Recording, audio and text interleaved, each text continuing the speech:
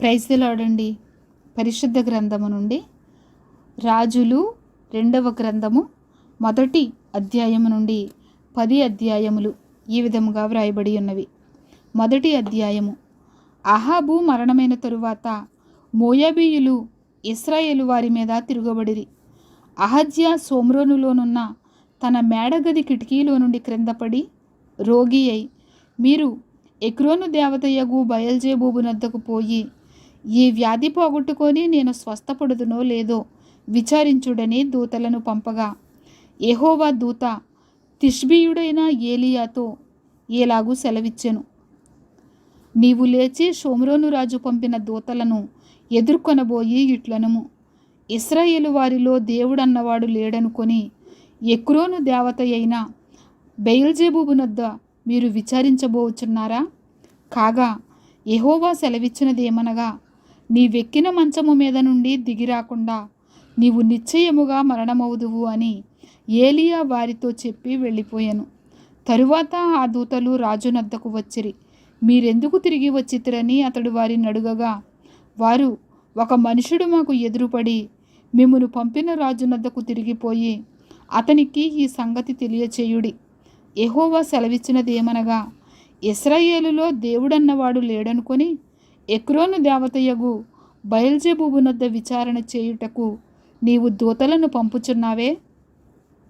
నీవెక్కిన మంచము మీద నుండి దిగిరాకుండా నిశ్చయముగా నీవు మరణమవుదువు అని అతడు పలికెనని వారు చెప్పగా, మిమ్మును ఎదుర్కొన వచ్చి ఈ మాట చెప్పినవాడు ఏలాటివాడని రాజు అడిగాను. అందుకు వారు, అతడు గొంగళి ధరించుకొని నడుమునకు తోలుదట్టి కట్టుకొనినవాడని ప్రత్యుత్తరమియ్యగా, ఆ మనుషుడు తిష్బీయుడైన ఏలీయా అని అతడు చెప్పెను. వెంటనే రాజు 50 మందికి అధిపతి అయిన ఒకనిని వాని 50 మందితో కూడా ఏలీయా యొద్దకు పంపెను. అతడు కొండ మీద కూర్చుని ఉండగా అధిపతి ఎక్కి అతని సమీపమునకు పోయి, దైవజనుడా, నీవు దిగిరావలెనని రాజు ఆజ్ఞాపించుచున్నాడనెను. అందుకు ఏలీయా, నేను దైవజనుడనైతే అగ్ని ఆకాశము నుండి దిగివచ్చి నిన్ను నీ 50 మందిని దహించునుగాక అని 50 మందికి అధిపతి అయిన వానితో చెప్పగా, అగ్ని ఆకాశము నుండి దిగి వానిని వాని 50 మందిని దహించెను. మరలా రాజు 50 మంది మీద అధిపతి అయిన మరి ఒకనిని వాని 50 మందితో కూడా పంపగా, వీడు వచ్చి, దైవజనుడా, త్వరగా దిగిరమ్మని రాజు ఆజ్ఞాపించుచున్నాడనెను. అందుకు ఏలీయా, నేను దైవజనుడనైతే అగ్ని ఆకాశము నుండి దిగివచ్చి నిన్ను నీ 50 మందిని దహించునుగాక అని చెప్పగా, ఆకాశము నుండి దేవుని అగ్ని దిగి వానిని వాని 50 మందిని దహించెను. ఇంకనూ రాజు 50 మందికి అధిపతి అయిన ఒకనిని వాని 50 మందితో కూడా పంపగా, 50 మంది మీద అధిపతి అయిన ఆ 3వ వాడు వచ్చి ఏలీయా ఎదుట మోకాళ్ళూని, దైవజనుడా, దయచేసి నా ప్రాణమును నీ దాసులైన ఈ 50 మంది ప్రాణములను నీ దృష్టికి ప్రియమైనవిగా ఉండనిమ్ము, చిత్తగించుము. ఆకాశములో నుండి అగ్ని దిగి వెనుకటి పంచదశాధిపతులను ఇద్దరిని వాని 50 మందితో కూడా దహించెను. అయితే నా ప్రాణము నీ దృష్టికి ప్రియమైనదిగా ఉండనిమ్మని మనవి చేయగా, యెహోవా దూత వానికి భయపడక వానితో కూడా దిగిపోమ్మని ఏలీయాకు సెలవిచ్చెను. గనుక అతడు లేచి వానితో కూడా రాజునద్దకు వచ్చెను. అతడు వచ్చి రాజును చూచి, విచారణ చేయుటకు ఇశ్రాయేలు వారి మధ్య దేవుడన్నవాడు లేడనుకొని నీవు ఎక్రోను దేవతయగు బయల్జెబూబు నద్ద విచారణ చేయుటకై దూతలను పంపితివే? నీవెక్కిన మంచము మీద నుండి దిగిరాకుండా నిశ్చయముగా నీవు మరణమవుదువు అని చెప్పెను. ఏలీయా ద్వారా యెహోవా సెలవిచ్చిన మాట ప్రకారము అతడు చనిపోయెను. అతనికి కుమారుడు లేనందున యూదా రాజైన యెహోషాపాతు కుమారుడైన యెహోరాము ఏలుబడిలో 2వ సంవత్సరమందు యెహోరాము అతనికి మారుగా రాజాయెను.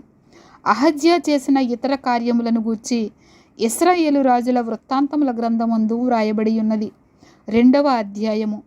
యెహోవా సుడిగాలి చేత ఏలీయాను ఆకాశమునకు ఆరోహణము చేయింపబోవు కాలమున ఏలీయాయు ఏలీషాయు కూడి గిల్గాలు నుండి వెళ్ళుచుండగా ఏలియా, యెహోవా నన్ను బేతేలునకు పొమ్మని సెలవిచ్చియున్నాడు గనుక నీవు దయచేసి ఇక్కడ ఉండుమని ఎలీషాతో అనెను.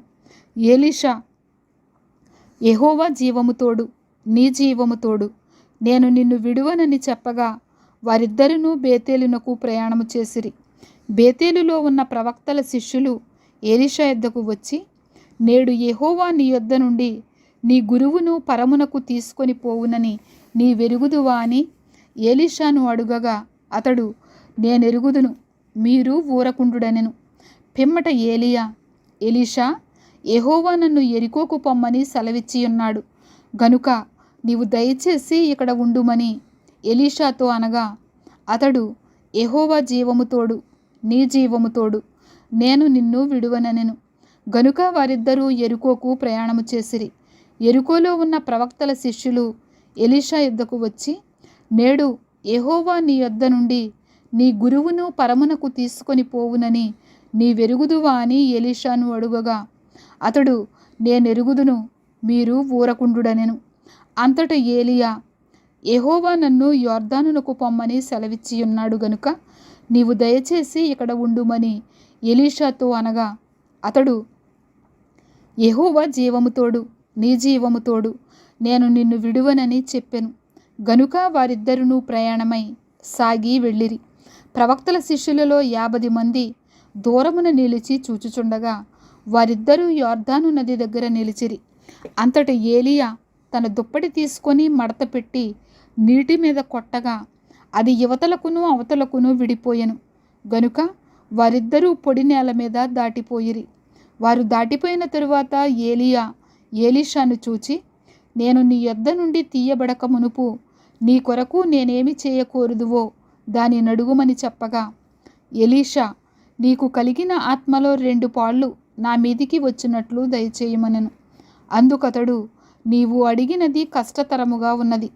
అయితే నీ యొద్ద నుండి తీయబడినప్పుడు నేను నీకు కనబడిన ఎడల ఆ ప్రకారము నీకు లభించును, కనబడని ఎడల అది కాకపోవునని చెప్పెను. వారు ఇంకా వెళ్ళుచూ మాట్లాడుచుండగా ఇదిగో అగ్ని రథమును అగ్ని గుర్రములను కనబడి వీరిద్దరినీ వేరు చేశాను. అప్పుడు ఏలియా సుడిగాలి చేత ఆకాశమునకు ఆరోహణమాయెను. ఎలీషా అది చూచి, నా తండ్రి, నా తండ్రి, ఇశ్రాయేలు వారికి రథమును రౌతులను నీవే అని కేకలు వేశాను. అంతలో ఏలియా అతనికి మరలా కనబడకపోయాను. అప్పుడు ఎలీషా తన వస్త్రమును పట్టుకొని 2 తునకలుగా చేశాను. మరియు ఏలియా దుప్పటి క్రింద పడగా అతడు దాన్ని తీసుకొని యొర్దాను ఒడ్డునకు వచ్చి నిలిచి ఒంటి మీద నుండి క్రింద పడిన ఆ దుప్పటిని పట్టుకొని నీటి మీద కొట్టి, ఏలియా యొక్క దేవుడైన యెహోవా ఎక్కడ ఉన్నాడనెను.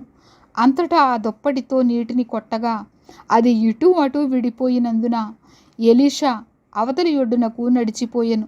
యెరికో దగ్గర నుండి కనిపెట్టుచుండిన ప్రవక్తల శిష్యులు అతని చూచి, ఏలియా ఆత్మ ఎలీషా మీద నిలిచియున్నదని చెప్పుకొని అతనిని ఎదుర్కొనబోయి అతనికి సాష్టాంగ నమస్కారము చేసి అతనితో ఇట్లనిరి, ఇదిగో నీ దాసులమైన మా యొద్ద 50 మంది బలము గలవారున్నారు. మా మీద దయయుంచి నీ గురువుని వెదుకుటకు వారిని పోనిమ్ము. యెహోవా ఆత్మ అతనిని ఎత్తి ఒక పర్వతము మీదనైనను లోయ ఎందైనను వేసియుండునేమో అని మనవి చేయగా అతడు ఎవరిని పంపవద్దనెను. అతడు ఒప్పవలసినంత బలవంతము చేసి వారతని బతిమాలగా అతడు పంపుడని సెలవిచ్చెను. గనుక వారు 50 మందిని పంపిరి. వీరు వెళ్ళి 3 దినములు అతనిని వెదకినను అతడు వారికి కనబడకపోయెను. వారు యెరికో పట్టణమందు ఆగియున్న ఎలీషా యొద్దకు తిరిగి రాగా అతడు వెళ్ళవద్దని నేను మీతో చెప్పలేదా అని వారితో అనెను. అంతటా ఆ పట్టణపు వారు, ఈ పట్టణమున్న చోటు రమ్యమైనదని మా ఏలినవాడవైన నీకు కనబడుచున్నది గాని నీళ్లు మంచివి కావు, అందుచేత భూమియు నిస్సారమై ఉన్నదని ఎలీషాతో అనగా అతడు క్రొత్త పాత్రలో ఉప్పు వేసి నా యొద్దకు తీసుకొని రండని వారితో చెప్పెను. వారు దాన్ని తీసుకుని రాగా అతడు ఆ నీటి ఊట యొద్దకు పోయి అందులో ఉప్పు వేసి, యెహోవా సెలవిచ్చినదేమనగా, ఈ నీటిని నేను బాగు చేసి ఉన్నాను గనుక ఇక దీని వలన మరణము కలుగకపోవును, భూమియు నిస్సారముగా ఉండదు అనెను. కాబట్టి నేటి వరకు ఎలీషా చెప్పిన మాట చొప్పున ఆ నీరు మంచిదై ఉన్నది. అక్కడ నుండి అతడు బేతేలునకు ఎక్కి వెళ్ళెను. అతడు త్రోవను పోవుచుండగా బాలురు పట్టణములో నుండి వచ్చి, బోడివాడ ఎక్కిపొమ్ము, బోడివాడ ఎక్కిపొమ్మని అతని అపహాస్యము చేయగా, అతడు వెనుకకు తిరిగి వారిని చూచి యెహోవా నామమును బట్టి వారిని శపించెను. అప్పుడు 2 ఆడు ఎలుగుబంట్లు అడవిలో నుండి వచ్చి వారిలో 42 బాలురను చీల్చివేశాను. అతడు అచ్చట నుండి పోయి కర్మెలు పర్వతమునకు వచ్చి అచ్చట నుండి పోయి షోమ్రోనునకు తిరిగి వచ్చెను. 3వ అధ్యాయము. అహాబు కుమారుడైన యెహోరాము యూదా రాజైన యెహోషాపాతు ఏలుబడిలో 18వ సంవత్సరమందు షోమ్రోనులో ఇశ్రాయేలు వారికి రాజై 12 సంవత్సరములు ఏలెను. ఇతడు తన తల్లిదండ్రులు చేసిన ప్రకారము చేయక తన తండ్రి నిలిపిన బయలుదేవతా స్తంభమును తీసివేసెను గాని యెహోవా దృష్టికి చెడుతనము చేయుట మానకుండెను. ఇశ్రాయేలు వారు పాపము చేయుటకు కారకుడగు నెబాతు కుమారుడైన యరొబాము చేసిన పాపములను విడువక చేయుచునే వచ్చెను. మోయాబు రాజైన మేషా అనేకమైన మందలు గలవాడై 1,00,000 గొర్రెపిల్లలను బొచ్చుగల 1,00,000 గొర్రె పొట్టేళ్లను ఇశ్రాయేలు రాజునకు పన్నుగా ఇచ్చుచుండువాడు. అయితే అహాబు మరణమైన తరువాత మోయాబు రాజు ఇశ్రాయేలు రాజు మీద తిరుగుబాటు చేయగా యెహోరాము షోమ్రోనులో నుండి బయలుదేరి ఇశ్రాయేలు వారి నందరిని సమకూర్చెను. యూదారాజైన యెహోషాపాతునకు వర్తమానము పంపి, మోయాబు రాజు నా మీద తిరుగుబాటు చేసి ఉన్నాడు, నీవు వచ్చి నాతో కూడా మోయాబీయులతో యుద్ధము చేసేదవా అని అడుగగా, అతడు, నేను నీ వాడనయ్యున్నాను, నా జనులు నీ జనులే, నా గుర్రములు నీ గుర్రములే, నేను బయలుదేరి వచ్చేదనని ప్రత్యుత్తరమిచ్చెను. మనము ఏ మార్గమున పోవుదుమని యెహోషాపాతు అడుగగా, అతడు ఏదోము అరణ్య మార్గమున పోవుదుమని చెప్పెను. ఇశ్రాయేలు రాజును యూదా రాజును ఎదోము రాజును బయలుదేరి 7 దినములు చుట్టూ తిరిగిన తరువాత వారితో కూడానున్న దండువారికిని పశువులకును నీళ్లు లేకపోయెను. ఇశ్రాయేలు రాజు కటకట 3 రాజులమైన మనలను మోయాబీయుల చేతికి అప్పగింపవలెనని యెహోవా మనలను పిలిచెననగా, యెహోషాపాతు అతని ద్వారా మనము యెహోవా యొద్ద విచారణ చేయుటకు యెహోవా ప్రవక్తలలో ఒకడైనను ఇచ్చట లేడా అని అడిగెను. అంతట ఇశ్రాయేలు రాజు సేవకులలో ఒకడు, ఏలియా చేతుల మీద నీళ్లు పోయుచు వచ్చిన షాపాతు కుమారుడైన ఎలీషా ఇక్కడ ఉన్నాడని చెప్పగా, యెహోషాపాతు, యెహోవా ఆజ్ఞ ఇతని ద్వారా మనకు దొరుకుననెను. ఇశ్రాయేలు రాజును యెహోషాపాతును ఎదోము రాజును అతని యొద్దకు పోగా, ఎలీషా ఇశ్రాయేలు రాజును చూచి, నాతో నీకు నిమిత్తమేమి? నీ తల్లిదండ్రులుంచుకొనిన ప్రవక్తల యొద్దకు పొమ్మని చెప్పాను.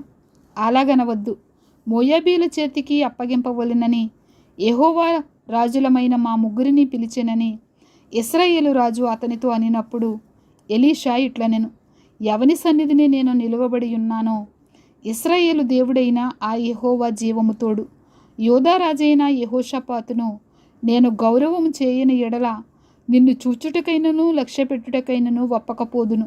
నా యొద్దకు వీణి వాయించగల ఒకనిని తీసుకొని రమ్ము. వాద్యకుడొకడు వచ్చి వాయించుచుండగా యెహోవా హస్తము అతని మీదికి వచ్చెను గనుక అతడు ఈ మాట ప్రకటన చేసెను. యెహోవా సెలవిచ్చినదేమనగా, ఈ లోయలో చాలా గోతులను త్రవ్వించుడి. యెహోవా సెలవిచ్చినది ఏమనగా, గాలియే గాని వర్షమే గాని రాకపోయినను మీరును మీ మందలును మీ పశువులను త్రాగుటకు ఈ లోయ నీళ్లతో నిండును. ఇది యెహోవా దృష్టికి అల్పమే. ఆయన మోయాబీయులను మీ చేతికి అప్పగించును. మీరు ప్రాకారములు గల ప్రతి పట్టణమును, రమ్యమైన ప్రతి పట్టణమును కొల్లబెట్టి మంచి చెట్లనెల్లా నరికి నీళ్ల బావులన్నిటినీ పూడ్చి సమస్తమైన మంచి భూములను రాళ్లతో నెరిపివేయుదురు అనెను. ఉదయ నైవేద్యము అర్పించు సమయమందు నీళ్లు ఎదోము మార్గమున రాగా దేశము నీళ్లతో నిండెను. తమతో యుద్ధము చేయుటకు రాజులు వచ్చి ఉన్నారని మోయాబీయులు విని అల్పులనేమి గనులనేమి ఆయుధములు ధరించుకొనగల వారినందరినీ సమకూర్చుకొని దేశపు సరిహద్దునందు నిలిచిరి. ఉదయమందు వీరు లేచినప్పుడు సూర్యుడు నీళ్ల మీద ప్రకాశింపగా అవతల నీళ్లు మోయాబీయులకు రక్తము వలె కనబడెను. గనుక వారు, అది రక్తము సుమా? రాజులు ఒకరినొకరు హతము చేసుకొని నిజముగా హతులైరి. మోయాబీయులారా, దోపుడు సొమ్ము పట్టుకుందము రండని చెప్పుకొనిరి. వారు ఇశ్రాయేలు వారి దండు దగ్గరకు రాగా ఇశ్రాయేలీయులు లేచి వారిని హతము చేయుచుండిరి. గనుక మోయాబీయులు వారి ఎదుట నిలువలేక పారిపోయిరి. ఇశ్రాయేలీయులు వారి దేశములో చొరబడి మోయాబీయులను హతము చేసిరి. మరియు వారు పట్టణములను పడగొట్టి సమస్తమైన మంచి భూభాగముల మీదను తలయొక రాయి వేసి నింపి నీళ్లబావులన్నిటినీ పూడ్చి మంచి చెట్లన్నిటినీ నరికివేసిరి. కీర్హరెషెతు పట్టణమును మాత్రము వారు విడిచిపెట్టిరి. గనుక దాని ప్రాకారము నిలిచియుండెను. గాని వడిసెలలు విసురువారు దాని చుట్టుకొని రాళ్ళు విసురుచూ వచ్చిరి. మోయాబు రాజు యుద్ధము బహు కఠినముగా జరుగుట చూచి కత్తిదూయు 700 మందిని ఏర్పరచుకొని ఎదోము రాజునద్దకు తీసుకొని పోవుటకు యత్నించెను. గాని అది వారి వలన కాకపోయెను. అప్పుడతడు తనకు మారుగా ఏలవలసిన తన జ్యేష్ఠ కుమారుని తీసుకొని పట్టణపు ప్రాకారము మీద దహన బలిగా అర్పింపగా ఇశ్రాయేలు వారి మీదికి కోపము బహుగా వచ్చెను. గనుక వారు అతనిని విడిచి తమ దేశమునకు మరలిపోయిరి. 4వ అధ్యాయము. అంతటా ప్రవక్తల శిష్యులలో ఒకని భార్య, నీ దాసుడైన నా పెనిమిటి చనిపోయెను. అతడు యెహోవా యందు భక్తి కలవాడై ఉండెనని నీకు తెలిసేయున్నది. ఇప్పుడు అప్పులవాడు నా 2 కుమారులు తనకు దాసులుగా ఉండుటకై వారిని పట్టుకొని పోవుటకు వచ్చి ఉన్నాడని ఎలీషాకు మొర్రపెట్టగా, ఎలీషా, నా వలన నీకేమి కావలను? నీ ఇంటిలో ఏమి ఉన్నదో అది నాకు తెలియచెప్పుమనెను. అందుకామె, నీ దాసురాలనైన నా ఇంటిలో నూనె కుండ ఒకటి ఉన్నది, అది తప్ప మరేమీ లేదనెను. అతడు, నీవు బయటికి పోయి నీ ఇరుగు పొరుగు వారందరి యొద్ద దొరకగలిగిన వట్టి పాత్రలన్నిటినీ ఎరువు పుచ్చుకొనుము. అప్పుడు నీవు నీ ఇంటిలోకి వచ్చి నీవును నీ కుమారులను లోపల నుండి తలుపు మూసి ఆ పాత్రలన్నిటిలో నూనె పోసి నిండినవి ఒక తట్టున ఉంచుమని ఆమెతో సెలవీయగా, ఆమె అతని యొద్ద నుండి పోయి తానును కుమారులను లోపల నుండి తలుపు మూసి కుమారులు తెచ్చిన పాత్రలలో నూనె పోసెను. పాత్రలన్నీ నిండిన తరువాత ఇంకా పాత్రలు తెమ్మని ఆమె తన కుమారునితో చెప్పగా వాడు మరేమీ లేవని చెప్పాను. అంతలో నూనె నిలిచిపోయాను. ఆమె దైవజనుడైన అతని యొద్దకు వచ్చి సంగతి తెలియచెప్పగా అతడు, నీవు పోయి ఆ నూనెను అమ్మి నీ అప్పు తీర్చి మిగిలిన దానితో నీవును నీ పిల్లలను బ్రతుకుడని ఆమెతో చెప్పాను. ఒక దినమందు ఎలీషా షునేము పట్టణమునకు పోగా అచ్చట ఘనురాలైన ఒక స్త్రీ భోజనమునకు రమ్మని అతన్ని బలవంతము చేసెను. గనుక అతడు ఆ మార్గమున వచ్చినప్పుడల్లా ఆమె ఇంట భోజనము చేయుచూ వచ్చెను. కాగా ఆమె తన పెనిమిటిని చూచి, మన యొద్దకు వచ్చుచూ పోవుచున్నవాడు భక్తిగల దైవజనుడని నేను ఎరుగుదును. కావున మనము అతనికి గోడ మీద ఒక చిన్న గది కట్టించి అందులో అతని కొరకు మంచము, బల్ల, పీట, దీపస్తంభము ఉంచుదుము. అతడు మన యొద్దకు వచ్చినప్పుడల్లా అందులో బస చేయవచ్చునని చెప్పాను.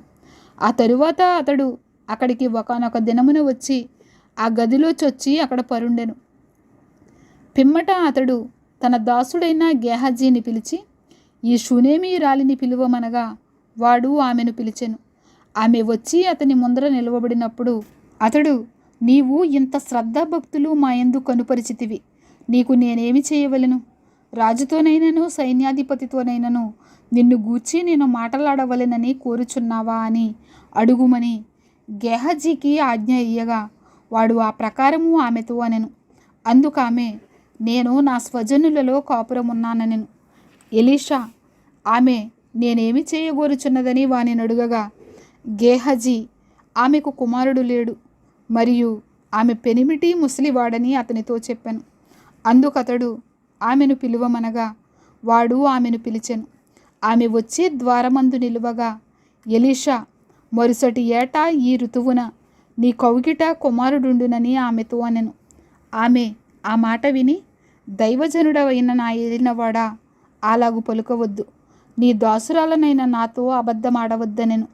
పిమ్మట ఆ స్త్రీ గర్భవతి అయి మరుసటి ఏటా ఎలీషా తనతో చెప్పిన కాలమున కుమారుని కనెను. ఆ బిడ్డ ఎదిగిన తరువాత ఒకనాడు కోత కోయివారి యొద్దనున్న తన తండ్రి దగ్గరకు పోయి అక్కడ ఉండగా వాడు నా తలపోయనే అని తన తండ్రితో చెప్పాను. అతడు వానిని ఎత్తుకొని తల్లి యొద్దకు తీసుకొని పొమ్మని పనివారిలో ఒకనికి చెప్పగా వాడు ఆ బాలుని ఎత్తుకొని వాని తల్లి యొద్దకు తీసుకొని పోయాను. పిల్లవాడు మధ్యాహ్నం వరకు తల్లి తొడ మీద పండుకొని ఉండి చనిపోయాను. అప్పుడు ఆమె పిల్లవానిని దైవజనుని మంచము మీద పెట్టి తలుపు వేసి బయటికి వచ్చి, ఒక పనివానిని ఒక గాడిదను నా యొద్దకు పంపుము, నేను దైవజనుని యొద్దకు పోయి వచ్చేదనని తన పెనిమిటితో ఆమె అనగా, అతడు నేడు అమావాస్య కాదే, విశ్రాంతి దినము కాదే, అతని యొద్దకు ఎందుకు పోవుదు అని అడుగగా ఆమె నేను పోవుట మంచిదని చెప్పి గాడిదకు గంత కట్టించి తాను ఎక్కి తన పనివానితో శీఘ్రముగా తోలుము, నేను నీకు సెలవిచ్చితేనే గాని నిమ్మళముగా తోలవద్దనెను. ఈ ప్రకారము ఆమె పోయి కర్మెలు పర్వతమందున్న ఆ దైవజనుని యొద్దకు వచ్చెను. దైవజనుడు దూరము నుండి ఆమెను చూచి, అదిగో ఆ షునేమీయురాలు, నీవు ఆమెను ఎదుర్కొనుటకై పరుగున పోయి నీవును నీ పెనిమిటియు నీ బిడ్డయు సుఖముగా ఉన్నారా అని అడుగుమని తన పనివాడైన గెహాజీతో చెప్పి పంపెను. అందుకామె సుఖముగా ఉన్నామని చెప్పెను. పిమ్మట ఆమె కొండ మీదనున్న దైవజనుని యొద్దకు వచ్చి అతని కాళ్ళు పట్టుకొనెను. గేహజీ ఆమెను తోలివేయుటకు దగ్గరకు రాగా దైవజనుడు, ఆమె బహు వ్యాకులముగా ఉన్నది, యెహోవా ఆ సంగతి నాకు తెలియచేయక మరుగు చేసెను, ఆమె జోలికి పోవద్దని వానికి ఆజ్ఞ ఇచ్చాను. అప్పుడు ఆమె, కుమారుడు కావాలనని నేను నా ఏలినవాడవైన నిన్ను అడిగితినా, నన్ను భ్రమ పెట్టవద్దని నేను చెప్పలేదా అని అతనితో మనవి చేయగా అతడు, నీ నడుము బిగించుకొని నా దండమును చేత పట్టుకొని పొమ్ము, ఎవరైనను నీకు ఎదురుపడిన ఎడల వారికి నమస్కరింపవద్దు, ఎవరైనను నీకు నమస్కరించిన ఎడల వారికి ప్రతిమర్యాద చేయవద్దు, అక్కడికి పోయి నా దండమును ఆ బాలుని ముఖము మీద పెట్టుమని గేహజీకి ఆజ్ఞ ఇచ్చి పంపెను. తల్లి ఆ మాట విని, యెహోవా జీవము తోడు, నీ జీవము తోడు, నేను నిన్ను విడువనని చెప్పగా అతడు లేచి ఆమెతో కూడా పోయెను. గేహజీ వారికంటే ముందుగా పోయి ఆ దండమును బాలుని ముఖము మీద పెట్టెను గాని ఏ శబ్దమును రాకపోయాను. ఏమీయూ వినవచ్చినట్టు కనబడలేదు గనుక వాడు ఎలీషాను ఎదుర్కొన వచ్చి బాలుడు మేలుకొనలేదని చెప్పాను. ఎలీషా ఆ ఇంట జొచ్చి బాలుడు మరణమయ్యుండి తన మంచము మీద పెట్టబడి ఉండుట చూచి తానే లోపలికి పోయి వారిద్దరే లోపలుండగా తలుపు వేసి యెహోవాకు ప్రార్థన చేసి మంచము మీద ఎక్కి బిడ్డ మీద తను చాచుకొని తన నోరు వాని నోటి మీదను తన కండ్లు వాని కండ్ల మీదను తన చేతులు వాని చేతుల మీదను ఉంచి బిడ్డ మీద పొడుగుగా పండుకొనగా ఆ బిడ్డ ఒంటికి వెట్ట పుట్టెను. తాను దిగి ఇంటిలో యువతల నుండి అవతలకు ఒకసారి తిరిగి నడిచి మరలా మంచము మీద ఎక్కి వాని మీద పొడుగుగా పండుకొనగా బిడ్డ 7 మారులు తుమ్మి కండ్లు తెరచెను. అప్పుడతడు గేహజీని పిలిచి ఆ షునేమీయురాలిని పిలుచుకొని రమ్మనగా వాడు ఆమెను పిలిచెను. ఆమె అతని యొద్దకు రాగా అతడు, నీ కుమారుని ఎత్తుకొనుమని ఆమెతో చెప్పాను. అంతటా ఆమె లోపలికి వచ్చి అతని కాళ్ళ మీద సాష్టాంగపడి లేచి తన కుమారుని ఎత్తుకొని పోయెను. ఎలీషా గిల్గాలునకు తిరిగి రాగా ఆ దేశమందు క్షామము కలిగియుండెను. ప్రవక్తల శిష్యులు అతని సమక్షమునందు కూర్చుండి ఉండగా అతడు తన పనివానిని పిలిచి పెద్ద కుండ పొయ్యి మీద పెట్టి ప్రవక్తల శిష్యులకు కూర వంట చేయమని సెలవిచ్చెను. అయితే ఒకడు కూరాకులు ఏరుటకు పొలములోనికి పోయి వెర్రి ద్రాక్ష చెట్టును చూచి దాని గుణమెరుగక దాని తీగలు తెంపి ఒడినిండా కోసుకొని వచ్చి వాటిని తరిగి కూర కుండలో వేసెను. తినుటకు వారు వడ్డింపగా ప్రవక్తల శిష్యులు రుచి చూచి, దైవజనుడా, కుండలో విషమున్నదని కేకలు వేసి దానిని తినక మానిరి. అతడు పిండి కొంత తెమ్మనెను. వారు తేగా కుండలో దాని వేసి జనులు భోజనము చేయుటకు వడ్డించుడని చెప్పాను. వడ్డింపగా కుండలో మరి ఏ జబ్బు కనిపింపకపోయాను. మరియు ఒకడు బయల్షాలిషా నుండి మొదటి పంట బాపతు యవలపిండితో చేయబడిన 20 రొట్టెలను క్రొత్త గోధుమ వెన్నులను కొన్ని పండ్లను తీసుకొని వచ్చి దైవజనుడైన అతనికి కానుకగా ఇయ్యగా అతడు జనులు భోజనము చేయుటకు దాన్ని వడ్డించుమనెను. అయితే అతని పనివాడు 100 మందికి వడ్డించుటకు ఇవి ఎంతవని చెప్పగా అతడు వారు తినగా మిగులునని యెహోవా సెలవిచ్చి ఉన్నాడు గనుక జనులు భోజనము చేయునట్లు వడ్డించుమని మరలా ఆజ్ఞ ఇచ్చెను. పనివాడు వారికి వడ్డింపగా యెహోవా సెలవిచ్చినట్లు అది వారు తినిన తరువాత మిగిలిపోయెను. 5వ అధ్యాయము. సిరియా రాజు సైన్యాధిపతి అయిన నయమాను అనొకడుండెను. అతని చేత యెహోవాయే సిరియా దేశమునకు జయము కలుగజేసి ఉండెను గనుక అతడు తన యజమానుని దృష్టికి గనుడై దయ పొందినవాడాయను. అతడు మహాపరాక్రమశాలి అయి ఉండెను గాని అతడు కుష్ఠరోగి. సిరియనులు గుంపు గుంపులుగా బయలుదేరి ఇశ్రాయేలు దేశము మీదికి పోయియుండిరి. వారచ్చట నుండి ఒక చిన్నదాని చెరగొని తేగా అది నయమాను భార్యకు పరిచారము చేయుచుండెను. అది షోమ్రోనులోనున్న ప్రవక్త దగ్గర నా ఏలినవాడుండవలెనని నేనెంతో కోరుచున్నాను. అతడు నా ఏలినవానికి కలిగిన కుష్ఠరోగమును బాగు చేయునని తన యజమానురాలితో అనెను. నయమాను రాజునద్దకు పోయి ఇశ్రాయేలు దేశపు చిన్నది చెప్పిన మాటలను అతనికి తెలియచేయగా సిరియా రాజు నేను ఇశ్రాయేలు రాజునకు దూత చేత పత్రిక పంపించదనని ఆజ్ఞ ఇచ్చెను. గనుక అతడు 20 మణుగుల వెండియు 1,20,000 రూపాయల బంగారును 10 దుస్తుల బట్టలను తీసుకొని పోయి ఇశ్రాయేలు రాజునకు పత్రికను అప్పగించెను. ఆ పత్రికలో ఉన్న సంగతి ఏదనగా నా సేవకుడైన నయమానునకు కలిగిన కుష్ఠరోగమును నీవు బాగు చేయవలెనని ఈ పత్రికను అతని చేత నీకు పంపించి ఉన్నాను. ఇశ్రాయేలు రాజు ఈ పత్రికను చదివి వస్త్రములు చింపుకొని చంపుటకును బ్రతికించుటకును నేను దేవుడనా? ఒకనికి కలిగిన కుష్ఠరోగమును మాన్పుమని నా యొద్దకు ఇతడు పంపుట ఏమి? నాతో కలహమునకు కారణము అతడు ఎట్లు వెదుకుచున్నాడో మీరు ఆలోచించుడనెను.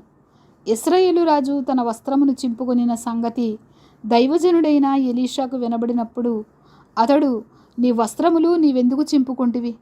ఇశ్రాయేలులో ప్రవక్త ఒకడున్నాడని అతనికి తెలియబడినట్లు అతని నా యొద్దకు రానిమ్ము అని రాజునకు వర్తమానము చేసెను. నయమాను గుర్రములతోనూ రథములతోనూ వచ్చి ఎలీషా ఇంటి ద్వారమున ముందర నిలిచియుండగా ఎలీషా నీవు యొర్దాను నదికి పోయి 7 మారులు స్నానము చేయుము, నీ ఒళ్ళు మరలా బాగై నీవు శుద్ధుడవగుదువని అతనితో చెప్పుటకు ఒక దూతను పంపెను. అందుకు నయమాను కోపము తెచ్చుకొని తిరిగిపోయి ఇట్లనెను, అతడు నా యొద్దకు వచ్చి నిలిచి తన దేవుడైన యెహోవా నామమును బట్టి తన చెయ్యి రోగముగా ఉన్న స్థలము మీద ఆడించి కుష్ఠరోగమును మాన్పునని నేను అనుకుంటుని. దమస్కు నదులైన అబానాయును ఫర్పరును ఇశ్రాయేలు దేశములోని నదులన్నిటికంటే శ్రేష్టమైనవి కావా? వాటిలో స్నానం చేసి శుద్ధి నందలేనా అని అనుకొని రౌద్రుడై తిరిగి వెళ్ళిపోయాను. అయితే అతని దాసులలో ఒకడు వచ్చి, నాయనా, ఆ ప్రవక్త ఏదైనా ఒక గొప్ప కార్యము చేయుమని నియమించిన ఎడల నీవు చేయకుందువా? అయితే స్నానము చేసి శుద్ధులవు కమ్మను మాట దానికంటే మేలు కాదా అని చెప్పినప్పుడు అతడు పోయి దైవజనుడు చెప్పినట్లు యొర్దాను నదిలో 7 మారులు మునుగగా అతని దేహము పసిపిల్ల దేహము వలెనై అతడు శుద్ధుడాయను.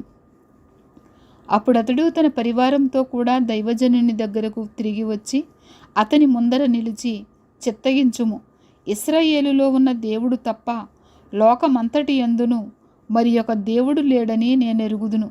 ఇప్పుడు నీవు నీ దాసుడనైన నా యొద్ద బహుమానము తీసుకొనవలసినదని అతనితో చెప్పగా ఎలీషా, ఎవని సన్నిధిని నేను నిలువబడి ఉన్నానో ఇశ్రాయేలు దేవుడైన ఆ యెహోవా జీవము తోడు నేనేమియూ తీసుకొనను అని చెప్పెను. నయమాను అతనిని ఎంతో బతిమాలినను అతడు ఒప్పకపోయెను. అప్పుడు యెహోవాకు తప్ప దహన బలినైనను మరి ఏ బలినైనను ఇతరమైన దేవతలకు నేనికను అర్పింపను. 2 కంచరగాడిదలు మోయుపాటి మన్ను నీ దాసుడనైన నాకు ఇప్పించకూడదా? నా యజమానుడు మ్రొక్కుటకు రిమ్మోను గుడిలో చొచ్చి నా చేతి మీద ఆనుకొనున్నప్పుడు నేను రిమ్మోను గుడిలో నమస్కారము చేసిన ఎడల రిమ్మోను గుడిలో నేను నమస్కారము చేసిన సంగతిని గూర్చి యెహోవా నీ దాసుడనైన నన్ను క్షమించునుగాకని నయమాను చెప్పగా ఎలీషా నెమ్మది కలిగి పొమ్మని అతనికి సెలవిచ్చెను. అతడు ఎలీషా యొద్ద నుండి వెళ్ళి కొంత దూరము సాగిపోయాను. అంతటా దైవజనుడైన ఎలీషాకు సేవకుడగు గేహజీ, సిరియనుడైన ఈ నయమాను తీసుకుని వచ్చిన వాటిని అంగీకరించుటకు నా యజమానునికి మనస్సు లేకపోయాను. గాని యెహోవా జీవము తోడు, నేను పరుగెత్తుకొని పోయి అతని కలుసుకొని అతని యొద్ద ఏదైనాను తీసుకుందుననుకొని నయమానును కలుసుకొనుటకై పోవుచుండగా, నయమాను తన వెనుక నుండి పరుగున వచ్చుచున్న వానిని చూచి తన రథము మీద నుండి దిగి వానిని ఎదుర్కొని క్షేమమా అని అడిగెను. అతడు క్షేమమే అని చెప్పి, నా యజమానుడు నా చేత వర్తమానము పంపి, ప్రవక్తల శిష్యులలో 2 యవనులు ఎఫ్రాయిము మన్యము నుండి నా యొద్దకు ఇప్పుడే వచ్చిరి గనుక నీవు వారి కొరకు 2 మణుగుల వెండియు 2 దుస్తుల బట్టలను దయచేయమని సెలవిచ్చుచున్నాడనెను. అందుకు నయమాను, నీకు అనుకూలమైతే రెట్టింపు వెండి తీసుకొనిమని బతిమాలి 2 సంచులలో 4 మణుగుల వెండి కట్టి 2 దుస్తుల బట్టలనిచ్చి తన పనివారిలో 2 మీద వాటిని వేయగా వారు గేహజీ ముందర వాటిని మోసుకొని పోయిరి. మెట్ల దగ్గరకు వారు రాగానే వారి యొద్ద నుండి గేహజీ వాటిని తీసుకొని ఇంటిలో దాచి వారికి సెలవీయగా వారు వెళ్ళిపోయిరి. అతడు లోపలికి పోయి తన యజమానిని ముందర నిలువగా ఎలీషా వానిని చూచి, గేహజీ, నీవెచ్చడం నుండి వచ్చితివని అడిగినందుకు వాడు, నీ దాసుడనైన నేను ఎచ్చటికి పోలేదనెను. అతడు ఎలీషా వానితో, ఆ మనుషుడు తన రథము దిగి నిన్ను ఎదుర్కొనుటకు తిరిగి వచ్చినప్పుడు నా మనసు నీతో కూడా రాలేదా? ద్రవ్యమును, వస్త్రములను, ఒలీవ చెట్ల తోటలను, ద్రాక్ష తోటలను, గొర్రెలను, ఎడ్లను, దాసదాసీలను సంపాదించుకొనుటకు ఇది సమయమా? కాబట్టి నయమానునకు కలిగిన కుష్టు నీకును నీ సంతతికిని సర్వకాలము అంటియుండును అని చెప్పగా వాడు మంచు వలె తెల్లనైన కుష్ఠము కలిగి ఎలీషా ఎదుట నుండి బయటికి వెళ్ళెను. 6వ అధ్యాయము. అంతటా ప్రవక్తల శిష్యులు ఎలీషా యొద్దకు వచ్చి, ఇదిగో, నీ యొద్ద మాకున్న స్థలము ఇరుకుగా ఉన్నది. నీ సెలవైతే మేము యొర్దాను నదికి పోయి తలయొక మ్రాను అచ్చటి నుండి తెచ్చుకొని మరి ఒక చోట నివాసము కట్టుకుందామని మనవి చేయగా అతడు వెల్లుడని ప్రత్యుత్తరమిచ్చెను. ఒకడు, దయచేసి నీ దాసులమైన మాతో కూడా నీవు రావాలనని కోరగా అతడు, నేను వచ్చేదనని చెప్పి వారితో కూడా పోయెను. వారు యొర్దానునకు వచ్చి మ్రానులు నరుకుచుండిరి. ఒకడు దూలము నరుకుచున్నప్పుడు గొడ్డలి ఊడి నీటిలో పడిపోగా వాడు, అయ్యో నా ఏలినవాడా, అది ఎరవు తెచ్చినదని మొర్రపెట్టెను గనుక ఆ దైవజనుడు అదెక్కడ పడినని అడిగెను. వాడు అతనికి ఆ స్థలమును చూపింపగా అతడు కొమ్మయొకటి నరికి నీళ్లలో వేయగా గొడ్డలి తేలెను. అతడు దానిని పట్టుకొనుమని వానితో చెప్పగా వాడు తన చెయ్యి చాపి దానిని పట్టుకొనెను. సిరియా రాజు ఇశ్రాయేలుతో యుద్ధము చేయవలెనని కోరి తన సేవకులతో ఆలోచన చేసి, ఫలాని స్థలమందు మన దండుపేట ఉంచుదామని చెప్పెను. అయితే ఆ దైవజనుడు ఇశ్రాయేలు రాజునకు వర్తమానము పంపి, ఫలాని స్థలమునకు నీవు పోవద్దు, అచ్చటికి సిరియనులు వచ్చి దిగియున్నారని తెలియజేసెను గనుక ఇశ్రాయేలు రాజు దైవజనుడు తనకు తెలిపి హెచ్చరిక చేసిన స్థలమునకు పంపి సంగతి తెలుసుకొని తన వారిని రక్షించుకొనెను. ఎలాగో మాటిమాటికి జరుగుచూ వచ్చినందున సిరియా రాజు కల్లోలపడి తన సేవకులను పిలిచి, మనలో ఇశ్రాయేలు రాజు పక్షము వహించిన వారెవరైనది మాకు తెలియజెప్పరాదా అని వారిని అడుగగా అతని సేవకులలో ఒకడు, రాజువైన నా ఏలినవాడా, ఇశ్రాయేలు రాజు పక్షమున ఎవరునూ లేరు గాని ఇశ్రాయేలులో ఉన్న ప్రవక్తయగు ఎలీషా మీ అంతఃపురమందు మీరు అనుకునిన మాటలు ఇశ్రాయేలు రాజునకు తెలియజేయుననెను. అందుకు రాజు, మేము మనుషులను పంపి అతని తెప్పించున్నట్లు నీవు వెళ్ళి అతడుండు చోటు చూచి రమ్ము అని సెలవీయగా అతడు దోతానులో ఉన్నాడని వర్తమానము వచ్చెను. కాబట్టి రాజు అచ్చటికి గుర్రములను, రథములను, గొప్ప సైన్యమును పంపెను. వారు రాత్రి వేళ వచ్చి నలుదిశలను పట్టణమును చుట్టుకొనగా దైవజనుడైన అతని పనివాడు పెందలకడ లేచి బయటికి వచ్చినప్పుడు గుర్రములను, రథములను గల సైన్యము పట్టణమును చుట్టుకొని యుండుట కనబడెను. అంతటా అతని పనివాడు, అయ్యో నా ఏలినవాడా, మనము ఏమి చేయుదమని ఆ దైవజనునితో అనగా, అతడు, భయపడవద్దు, మన పక్షమున ఉన్నవారు వారికంటే అధికులై ఉన్నారని చెప్పి, యెహోవా వీడు చూచినట్లు దయచేసి వీని కండ్లను తెరువుమని ఎలీషా ప్రార్థన చేయగా, యెహోవా ఆ పనివాని కండ్లను తెరువచేసెను. గనుక వాడు ఎలీషా చుట్టూను పర్వతము అగ్ని గుర్రముల చేత రథముల చేతను నిండి ఉండుట చూచెను. ఆ దండువారు అతని సమీపించినప్పుడు ఎలీషా, ఈ జనులను అంధత్వముతో మొత్తుమని యెహోవాను వేడుకొనగా, ఆయన ఎలీషా చేసిన ప్రార్థన చొప్పున వారిని అంధత్వముతో మొత్తెను. అప్పుడు ఎలీషా, ఇది మార్గము కాదు, ఇది పట్టణము కాదు. మీరు నా వెంట వచ్చిన ఎడల మీరు వెదకువాని యొద్దకు మిమ్మును తీసుకొని పోదునని వారితో చెప్పి షోమ్రోను పట్టణమునకు వారిని నడిపించెను. వారు షోమ్రోనులోనికి వచ్చినప్పుడు అతడు, యెహోవా వీరు చూచినట్లు వీరి కండ్లను తెరువుమని ప్రార్థన చేయగా, యెహోవా వారి కండ్లను తెరువచేసెను. గనుక వారు తాము షోమ్రోను మధ్య ఉన్నామని తెలుసుకొనిరి. అంతట ఇశ్రాయేలు రాజు వారిని పారజూచి, నాయనా వీరిని కొట్టుదునా అని ఎలీషాను అడుగగా, అతడు, నీవు వీరిని కొట్టవద్దు, నీ కత్తి చేతను నీ వింటి చేతను నీవు చెరపట్టిన వారినైనను కొట్టుదువా? వీరికి భోజనము పెట్టించి వారు తిని త్రాగిన తరువాత వారు తమ యజమానుని యొద్దకు వెళ్ళుదురని చెప్పెను. అతడు వారి కొరకు విస్తారమైన భోజన పదార్థములను సిద్ధపరచగా వారు అన్నపానములు పుచ్చుకొని రాజు సెలవు పొంది తమ యజమానుని యొద్దకు పోయిరి. అప్పటి నుండి సిరియనుల దండువారు ఇశ్రాయేలు దేశంలోనికి వచ్చుట మానిపోయెను. అటు తరువాత సిరియా రాజైన బెన్హదదు తన సైన్యమంతటిని సమకూర్చుకొని వచ్చి షోమ్రోనునకు ముట్టడి వేసెను.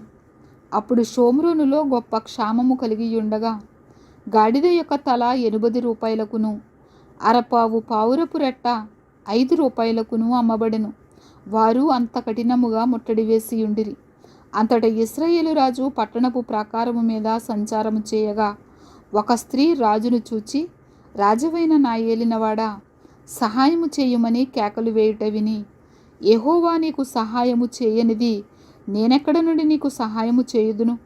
కళ్ళములో నుండి అయినను ద్రాక్ష గానుగులో నుండి అయినను దేనినైనను ఇచ్చి సహాయము చేయ వల్లపడదని చెప్పి నీ విచారమునకు కారణమేమని అడుగగా, అది, ఈ స్త్రీ నన్ను చూచి, నేటి ఆహారమునకు నీ బిడ్డను ఇమ్ము, రేపు మనము నా బిడ్డను భక్షించుదుము అని చెప్పినప్పుడు మేము నా బిడ్డను వంట చేసుకుని తింటిమి.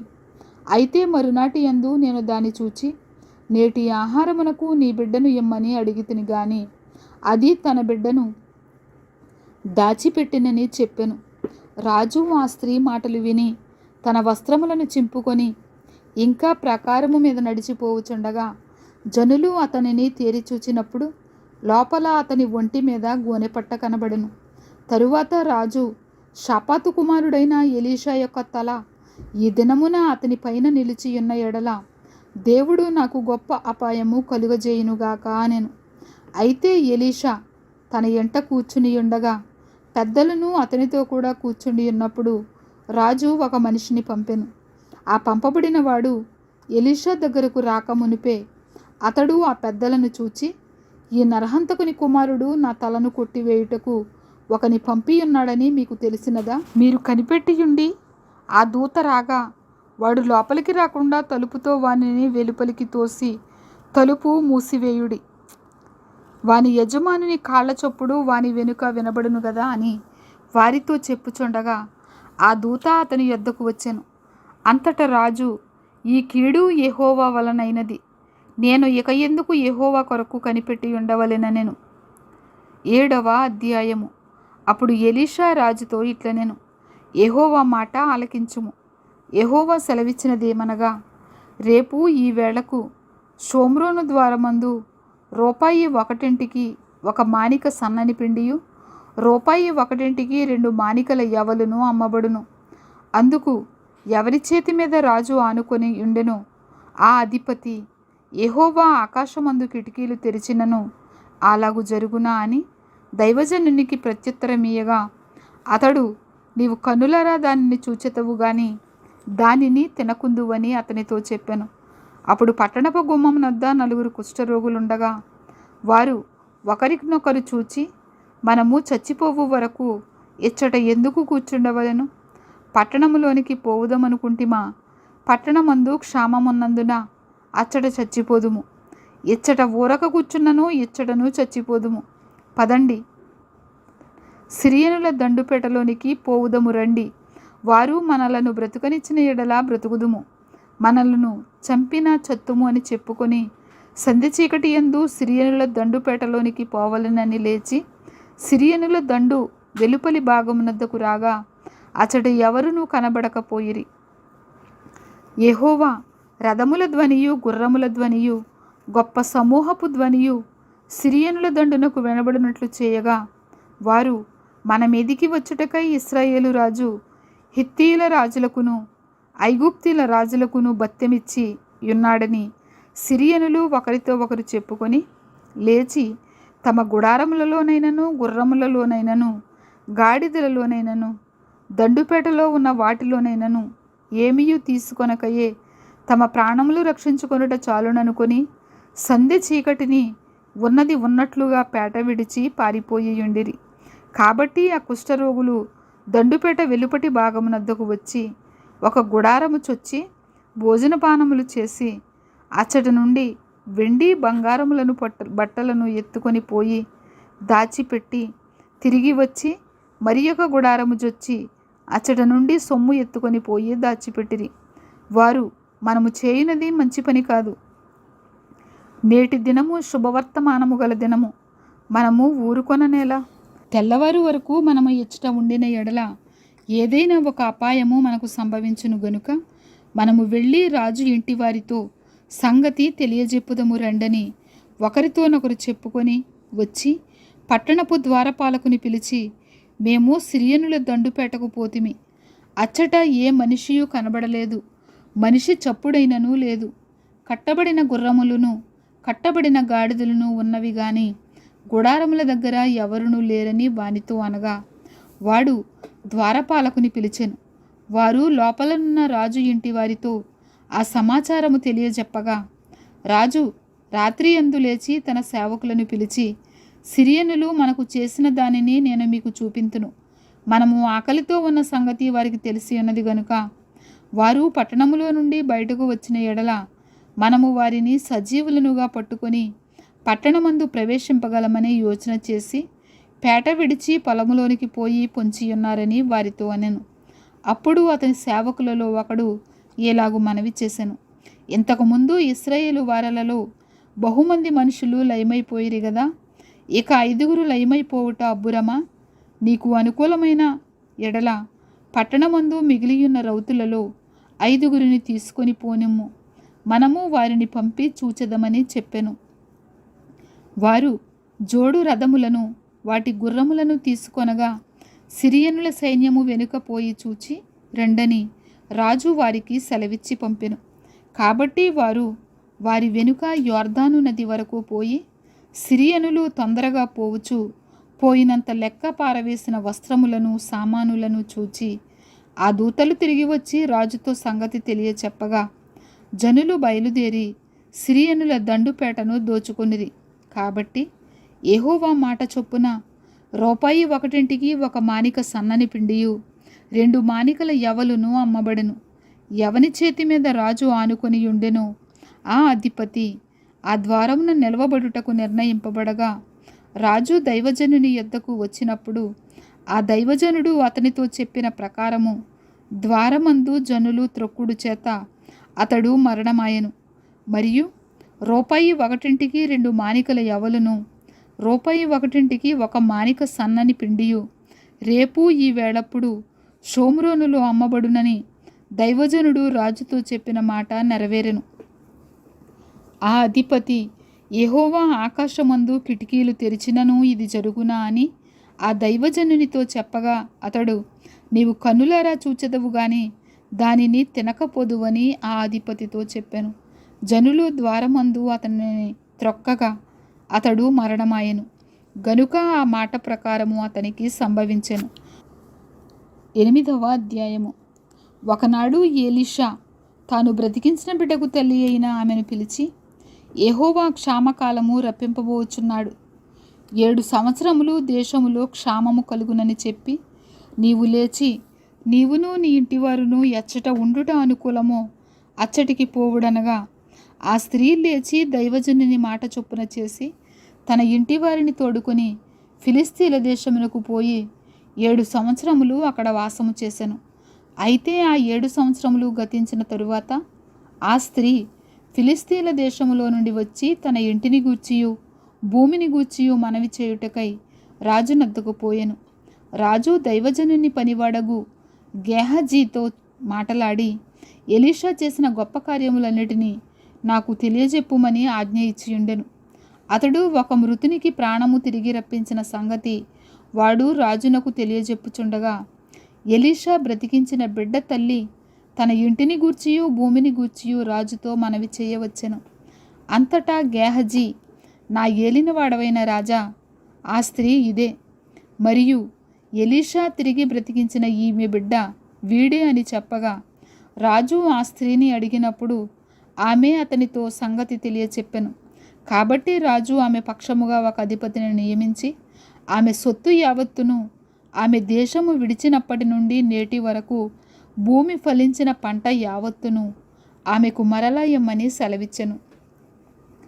ఎలీషా దమస్కునకు వచ్చెను.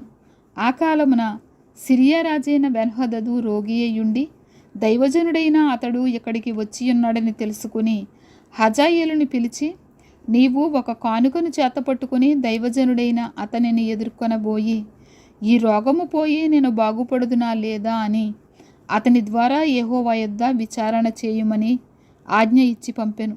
కాబట్టి హజాయేలు దమస్కులోనున్న మంచి వస్తువులన్నిటిలో 40 ఒంటెల మోతంత కానుకగా తీసుకొని అతనిని ఎదుర్కొనబోయి అతని ముందర నిలిచి, నీ కుమారుడును సిరియా రాజునైన బెన్హదదు నాకు కలిగిన రోగము పోయి నేను బాగుపడుదునా లేదా అని నిన్నడుగుటకు నన్ను పంపెనని చెప్పెను. అప్పుడు ఎలీషా, నీవు అతని యొద్దకు పోయి నిశ్చయముగా నీకు స్వస్థత కలుగు వచ్చునని చెప్పుము, అయినప్పటికీ అతనికి అవశ్యముగా మరణము సంభవించునని యెహోవా నాకు తెలియచేసినని పలికి, హజాయేలు ముఖము చిన్నబోవునంత వరకు ఆ దైవజనుడు అతని తేరి చూచుచూ కన్నీళ్లు రాల్చెను. హజాయేలు, నా ఏలినవాడవైన నీవు కన్నీళ్లు రాల్చెదవేమని అతని అడుగగా, ఎలీషా ఎలాగూ ప్రత్యుత్తరమిచ్చెను, ఇశ్రాయేలు వారి గట్టి స్థలములను నీవు కాల్చివేయుదువు, వారి యవనస్తులను కత్తి చేత హతము చేయుదువు, వారి పిల్లలను నేలకు వేసి కొట్టి చంపుదువు, వారి గర్భిణుల కడుపులను చింపివేయుదువు గనుక నీవు వారికి చేయబోవు కీడును నేనెరిగి ఉండుట చేత కన్నీళ్లు రాల్చుచున్నాను. అందుకు హజాయేలు, కుక్క వంటి వాడనగు నీ దాసుడనైన నేను ఇంత కార్యము చేయుటకు ఎంతటి వాడను అని అతనితో అనగా, ఎలీషా, నీవు సిరియా మీద రాజు వగుదువని యెహోవా నాకు బయలుపరిచి ఉన్నాడనెను.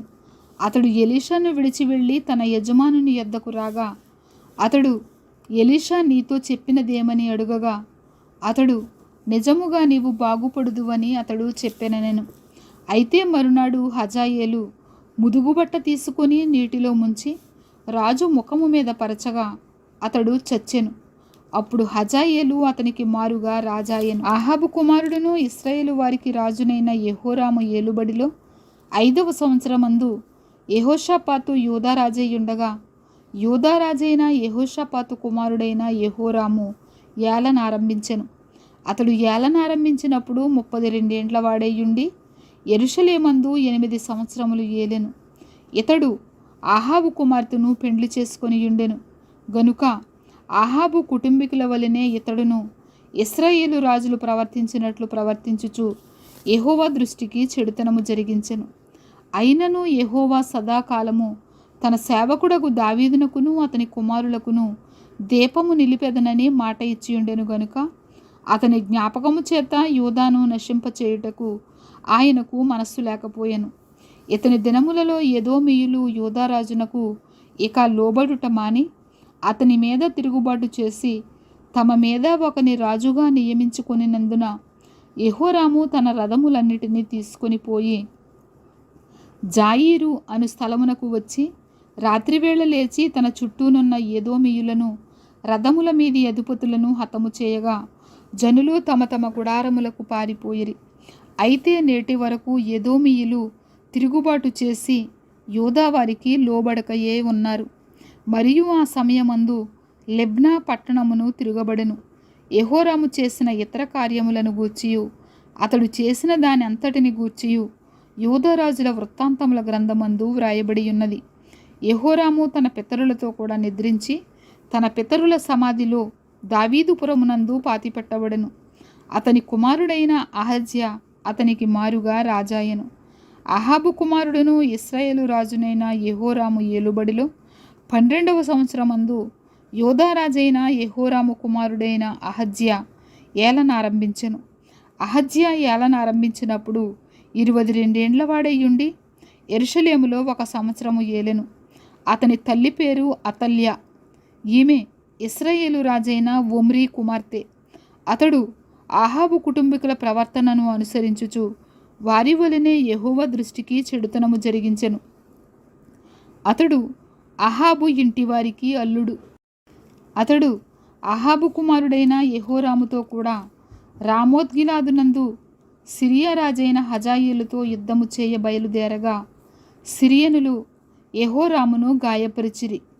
రాజైన యెహోరాము సిరియా రాజైన హజాయేలుతో రామాలో యుద్ధము చేసినప్పుడు సిరియనుల వలన తాను పొందిన గాయములను బాగు చేసుకొనుటకై యెజ్రెయేలు ఊరికి తిరిగి రాగా యూదారాజైన యెహోరాము కుమారుడైన అహజ్యా అహాబు కుమారుడైన యెహోరాము రోగి అయినని తెలుసుకొని అతని దర్శించుటకై యెజ్రెయేలు ఊరికి వచ్చెను.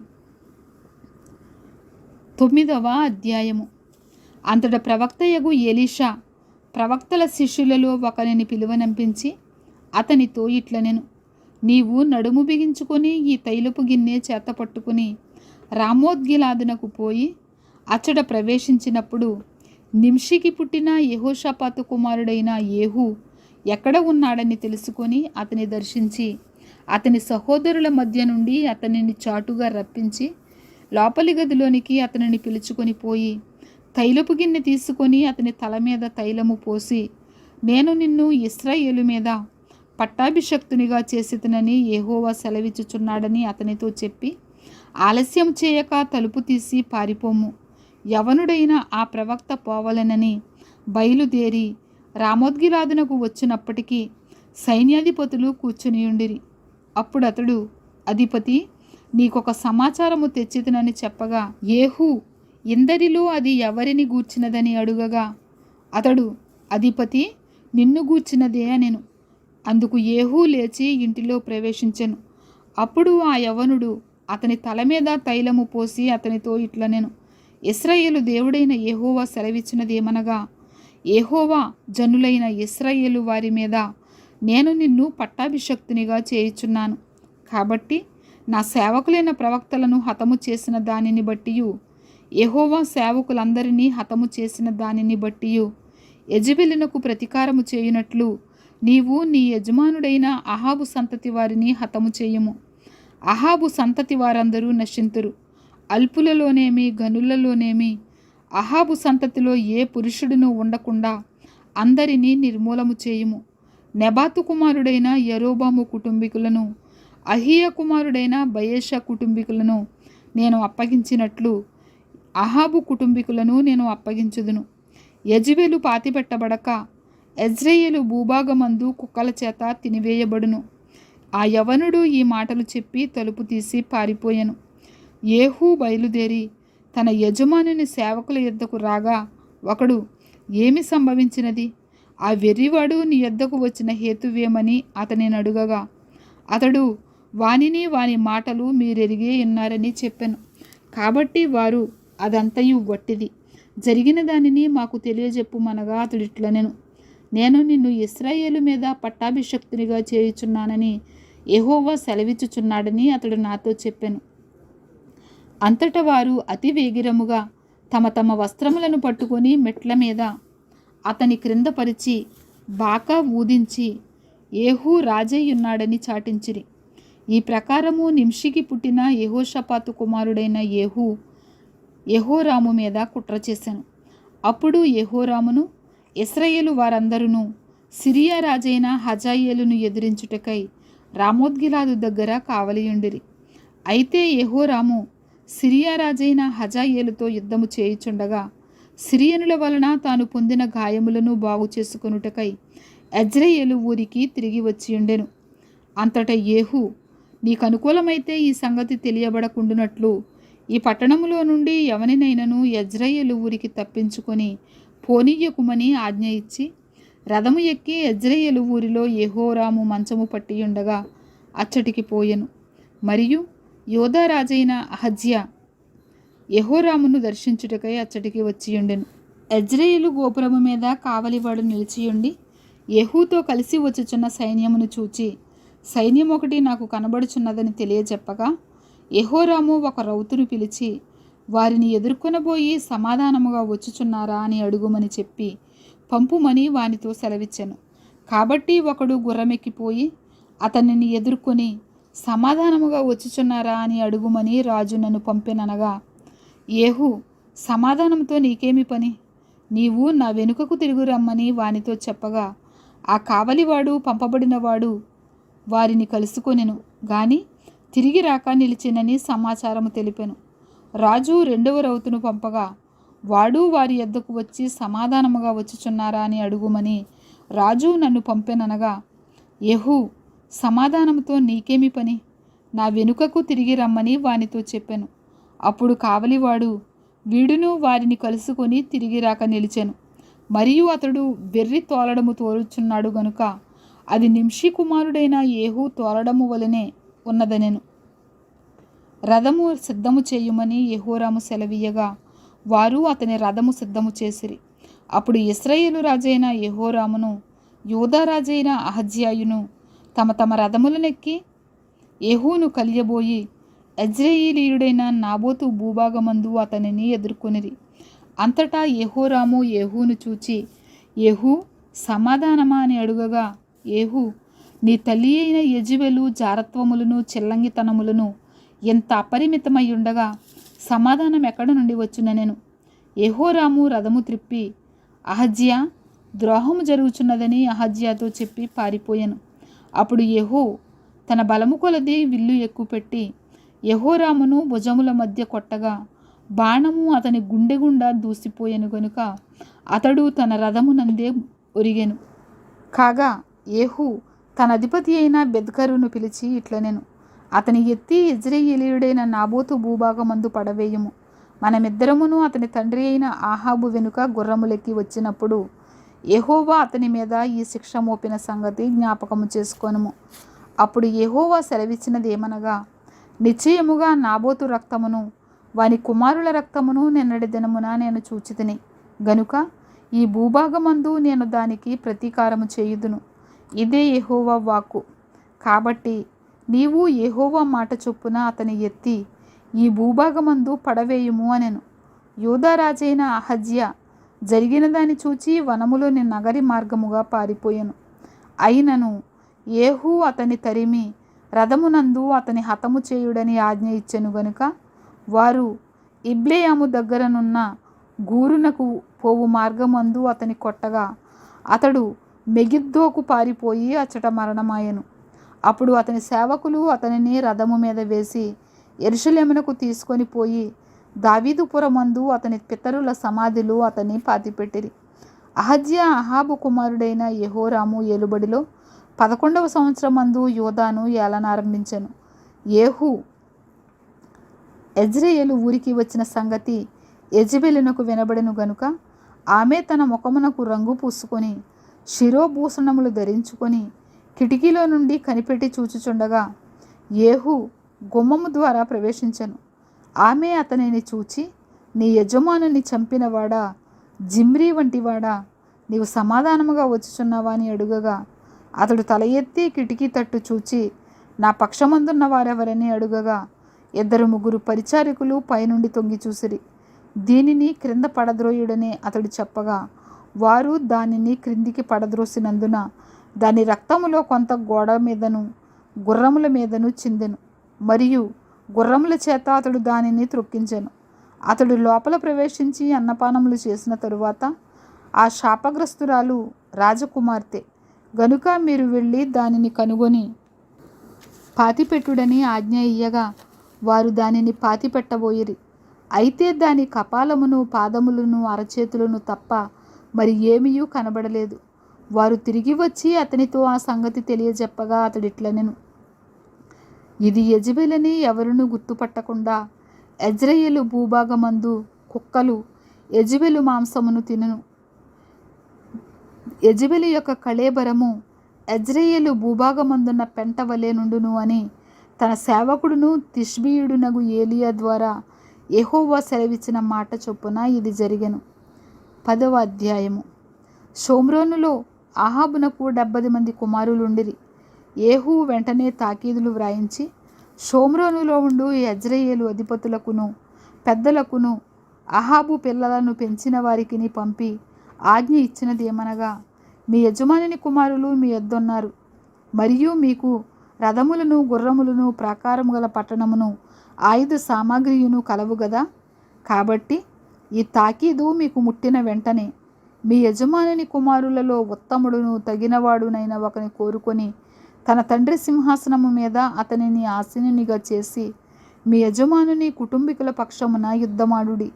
వారు ఇది విని బహు భయపడి, 2 రాజులు అతని ముందర నిలవజాలకపోయిరే, మనమెట్లు నిలవగలమని అనుకొని కుటుంబపు అధికారియు పట్టణపు అధికారియు పెద్దలను పిల్లలను పెంచిన వారును కూడి ఏహూకు వర్తమానము పంపి, మేము నీ దాసులము, నీ సెలవు ప్రకారము సమస్తము జరిగించదము, మేము ఎవరిని రాజుగా చేసుకొనము, నీ దృష్టికి ఏది అనుకూలమో దాన్ని చేయుమని తెలియజేసిరి.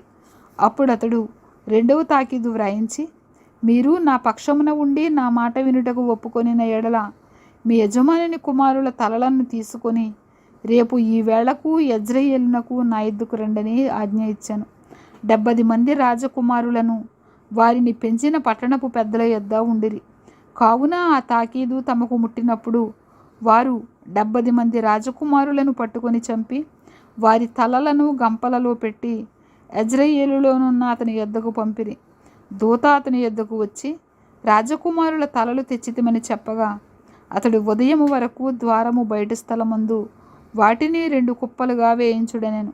ఉదయమైనప్పుడు అతడు బయటకు వచ్చి నిలిచి జనులందరినీ చూచి, మీరు నిర్దోషులు, నేను నా యజమానుని మీద కుట్ర చేసి అతని చంపితిని. అయితే వీరందరినీ ఎవరు చంపిరి? అహాబు కుటుంబీకులను గూర్చి యెహోవా సెలవిచ్చిన మాటలలో ఒకటియు నెరవేరకపోదు. తన సేవకుడైన ఏలియా ద్వారా తాను సెలవిచ్చిన మాట యెహోవా నెరవేర్చెనని చెప్పెను. ఈ ప్రకారము ఏహూ యెజ్రెయేలులో అహాబు కుటుంబీకులందరినీ, అతని సంబంధులకు గొప్పవారినందరినీ, అతని బంధువులనందరినీ, అతడు నియమించిన యాజకులను హతము చేసెను. అతనికి ఒకనైనను ఉండనియ్యలేదు. అప్పుడు అతడు లేచి ప్రయాణమై షోమ్రోను పట్టణమునకు పోయెను. మార్గమందు అతడు గొర్రె వెంట్రుకలు కత్తిరించి ఇంటికి వచ్చి యూదారాజైన అహజ్యా సహోదరులను ఎదుర్కొని, మీరు ఎవరని వారిని అడుగగా వారు, మేము అహజ్యా సహోదరులము, రాజకుమారులను రాణి కుమారులను దర్శించుటకు వెళ్ళుచున్నామని చెప్పిరి. వారిని సజీవులుగా పట్టుకొనుడని అతడు చెప్పగా వారు వారిని సజీవులుగా పట్టుకొని ఒకనినైనా విడువక గొర్రె వెంట్రుకలు కత్తిరించు ఇంటి గోతి దగ్గర 42 చంపిరి. అచట నుండి అతడు పోయిన తరువాత తన్ను ఎదుర్కొని వచ్చిన రేకాబు కుమారుడైన యెహోనాదాబును కనుగొని అతనిని కుశల ప్రశ్నలు అడిగి, నీ ఎడల నాకున్నట్టుగా నా ఎడల నీకున్నదా అని అతనిని అడుగగా యెహోనాదాబు ఉన్నదనెను. అలాగైతే నా చేతిలో చెయ్యి వేయమని చెప్పగా అతడు ఇతని చేతిలో చెయ్యి వేసెను. గనుక ఏహూ తన రథము మీద అతనిని ఎక్కించుకొని, యెహోవాను గూర్చి నాకు కలిగిన ఆసక్తిని చూచుటకై నాతో కూడా రమ్మనగా ఏహూ రథము మీద వారతని కూర్చుండబెట్టిరి. అతడు షోమ్రోనునకు వచ్చి షోమ్రోనులో అహాబునకు శేషించి ఉన్న వారినందరినీ చంపి ఏలియాకు యెహోవా సెలవిచ్చిన మాట నెరవేర్చి అహాబును నిర్మూలము చేయ వరకు హతము చేయుట మానకుండెను. తరువాత ఏహూ జనులందరినీ సమకూర్చి వారికి ఎలాగూ ఆజ్ఞ ఇచ్చాను, ఆహాబు బయలుదేవతకు కొద్దిగానే పూజ చేశాను. ఏహూ అను నేను అధికముగా పూజ చేయబోచున్నాను. కావున ఒకడైనను తప్పకుండా బయలు ప్రవక్తలనందరినీ వాని భక్తులనందరినీ వాని యాజకులనందరినీ నా యొద్దకు పిలువనంపించుడి. నేను బయలునకు గొప్ప బలి అర్పింపబోచున్నాను గనుక రానివాడెవడో వాని బ్రతుకనియనని చెప్పాను. అయితే బయలునకు మ్రొక్కువారిని నాశనము చేయుటకై అతడు ఈ ప్రకారము కపటోపాయము చేశాను. మరియు ఏహూ బయలునకు పండుగ నియమింపబడినదని చాటించుడని ఆజ్ఞ ఇయ్యగా వారలాగు చాటించిరి. ఏహూ ఇశ్రాయేలు దేశమంతటిలోనికి వర్తమానము పంపించగా బయలునకు మ్రొక్కువారందరూ వచ్చిరి. రానివాడు ఒకడునూ లేడు. వారు వచ్చి బయలు గుడిలో ప్రవేశింపగా ఎచ్చటను చోటు లేకుండా బయలు గుడి ఈ తట్టు నుండి ఆ తట్టు వరకు నిండిపోయాను. అప్పుడతడు వస్త్రశాల మీద ఉన్న అధికారిని పిలిచి బయలునకు మ్రొక్కువారికి అందరికీ వస్త్రములు బయటికి తెప్పించుమని చెప్పగా వాడు తెప్పించెను. యెహోయును రేకాబు కుమారుడైన యెహోనాదాబును బయలు గుడిలో ప్రవేశింపగా ఏహూ యెహోవా భక్తులలో ఒకనినైనను ఎచ్చట మీ యొద్ద నుండనీయక బయలునకు మ్రొక్కువారు మాత్రమే ఉండునట్లు జాగ్రత్త చేయుడని బయలునకు మ్రొక్కువారితో ఆజ్ఞ ఇచ్చాను. బలులను దహన బలులను అర్పించుటకై వారు లోపల ప్రవేశింపగా ఏహూ 80 మందిని బయటకు కావలించి, నేను మీ వశము చేసిన వారిలో ఒకడైనా తప్పించుకొని పోయిన ఎడల వాని ప్రాణమునకు బదులుగా వాని పోనిచ్చిన వాని ప్రాణము తీతునని వారితో చెప్పియుండెను. దహన బలులను నర్పించుట సమాప్తి కాగా ఏహూ మీరు లోపల చొచ్చి ఒకడైనను బయటికి రాకుండా వారిని చంపుడని తన కావలి వారితోనూ అధిపతులతోనూ చెప్పగా వారు అందరినీ హతము చేసిరి. పిమ్మట కావలి వారును అధిపతులను వారిని బయట వేసి బయలు గుడియున్న పట్టణమునకు పోయి బయలు గుడిలోని నిలువు విగ్రహములను బయటకు తీసుకొని వచ్చి వాటిని కాల్చివేసిరి. మరియు బయలు ప్రతిమను గుడిని క్రింద పడగొట్టి దానిని పెంట ఇల్లుగా చేసిరి. నేటి వరకు అది అలాగే ఉన్నది. ఈ ప్రకారము ఏహూ బయలుదేవతను ఇశ్రాయేలు వారి మధ్య ఉండకుండా నాశనము చేశాను. అయితే ఇశ్రాయేలు వారు పాపము చేయుటకు నెబాతు కుమారుడైన యరొబాము కారకుడైనట్లు ఏహూ కూడా అందుకు కారకుడై బెతేలు దాను అను స్థలములందున్న బంగారు దూడలను అనుసరించుట మానలేదు. కావున యెహోవా ఏహూతో ఇలాగు సెలవిచ్చెను, నీవు నా హృదయాలోచన అంతటి చొప్పున ఆహాబు కుటుంబీకులకు చేసి నా దృష్టికి న్యాయమైన దాన్ని జరిగించి బాగుగా నెరవేర్చితివి గనుక నీ కుమారులు 4వ తరము వరకు ఇశ్రాయేలు రాజ్య సింహాసనము మీద ఆసీనులగుదురు. అయితే ఇశ్రాయేలు వారు పాపము చేయుటకు కారకుడైన యరొబాము చేసిన పాపములను ఏహూ ఏ మాత్రమును విసర్జించని వాడై ఇశ్రాయేలీల దేవుడైన యెహోవా నియమించిన ధర్మశాస్త్రమును పూర్ణ హృదయముతో అనుసరించుటకు శ్రద్ధాభక్తులు లేనివాడాయను. ఆ దినములలో యెహోవా ఇశ్రాయేలు వారిని తగ్గించనారంభించెను. హజాయేలు ఇశ్రాయేలు సరిహద్దులలో ఉన్న యొర్దాను తూర్పు దిక్కున గాదీయులకును రూబేనీయులకును చేరికైన గిలాదు దేశమంతటిలోనూ అర్నోను నది దగ్గర ఉన్న అరోయేరు మొదలుకొని మనష్షీల దేశములోనూ అనగా గిలాదులోను బాషానులోను వారిని ఓడించెను. ఏహూ చేసిన ఇతర కార్యములను గూర్చియు అతడు చేసిన దానిని అంతటిని గూర్చియు అతని పరాక్రమమును గూర్చియు ఇశ్రాయేలు రాజుల వృత్తాంతముల గ్రంథమందు వ్రాయబడి ఉన్నది. అంతటా ఏహూ తన పితరులతో కూడా నిద్రించి షోమ్రోనులో సమాధి చేయబడెను. అతని కుమారుడైన యెహోయాజు అతనికి మారుగా రాజాయను. షోమ్రోనులో ఏహూ ఇశ్రాయేలును ఏలిన కాలము 28 ఏండ్లు.